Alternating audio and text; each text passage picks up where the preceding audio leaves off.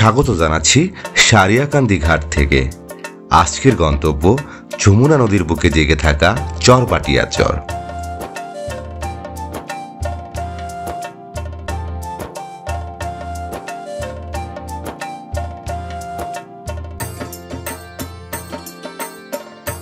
এই চরে কোনো উচ্চ বিদ্যালয় না থাকায় সকল ছেলে মেয়েরা পরীক্ষা দিয়ে ফিরছে সারিয়াকান্দি থেকে।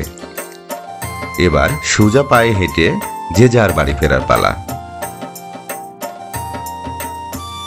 সারিয়াকান্দি উপজেলার ভিতরে বেশ কয়েকটি চর রয়েছে: ময়ূরচর, উড়িপাড়া চর, চরবাটিয়া, শালুখা চর। এসব চরের যানবাহন মাত্র দুইটি, বর্ষাকালে নৌকা ও শুকনো মৌসুমে ঘোড়ার গাড়ি। কাঁচামাল সহ নিত্যপণ্য ঘোড়া গাড়ি বহন করে, মানুষ চলাফেরা করে পায়ে হেঁটে। এই চরে মানুষ ঘোড়া গাড়ি ছাড়া অচল। পণ্য পরিবহন থেকে শুরু করে সকল কিছু নিত্য প্রয়োজনীয় জিনিস মালামাল বহন করে থাকেন এই ঘোড়া গাড়ি। চরের 90% মানুষের নিজস্ব নৌকা থাকলেও মাত্র 2 থেকে 3 ভাগ মানুষের কাছে রয়েছে ঘোড়া গাড়ি। প্রতিদিন ঘোড়ার পিছে খাবার খরচ বাবদ 2 থেকে 300 টাকা ব্যয় হওয়ায় এখানকার মানুষ ঘোড়া কিনে না।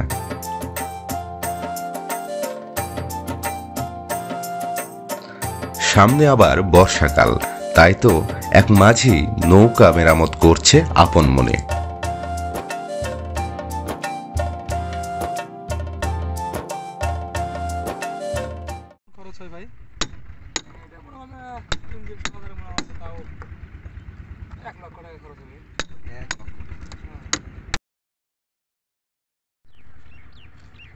এই যে নৌকাটি 1 বছর ব্যবহৃত আর কি, তো ব্যবহার করার পরে এখন চলছে মেরামত।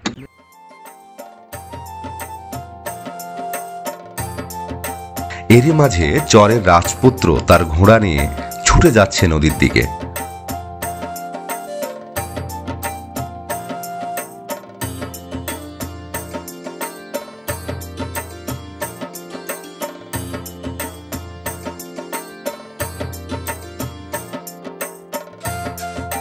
চরবাটিয়া চরে পুরুষের পাশাপাশি মহিলাদের অবদান কম নয়। এ চরে ছাগলের দখলদারি দেখেই বোঝা যাচ্ছে। কম বেশি সকল মহিলারা গৃহপালিত পশু পালন করে থাকেন।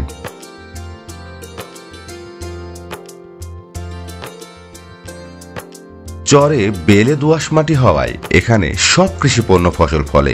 মিষ্টি কুমড়া, কালাই, ধান, ভুট্টা, কাঁচামরিচ সহ আরো অনেক।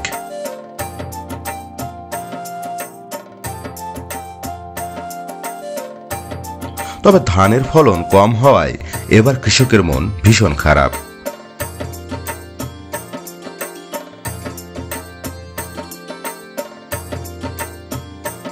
এই চরে প্রায় 1600 মানুষের বসবাস। ভোটার সংখ্যা 900-এরও বেশি। নেই কোনো হাসপাতাল, নেই কোনো কমিউনিটি ক্লিনিক।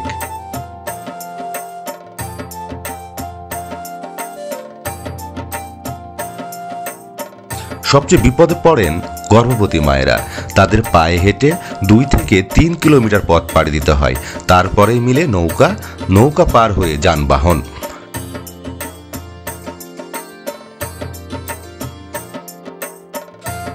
এই চরে রয়েছে 8টি মসজিদ ও 3টি সরকারি প্রাথমিক বিদ্যালয়।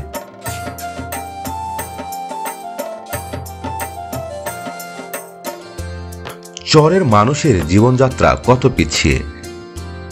বিদ্যুৎ নেই, বাজার নেই, বিদ্যালয় নেই, হাসপাতাল নেই। তারপরেও বছরের পর বছর এভাবেই সংগ্রাম করে যাচ্ছে এখানকার মানুষেরা।